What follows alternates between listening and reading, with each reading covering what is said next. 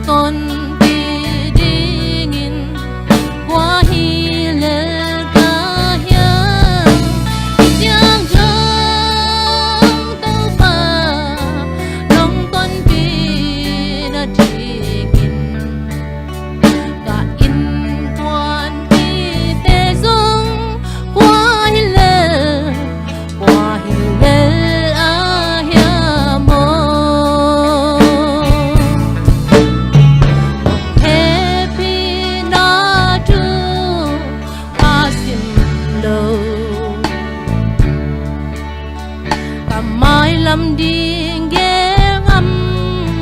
kinh nghe cả sung cả bua hông cái loa tê làm mai một điên đã câu ngâm kinh khi lom lâu bi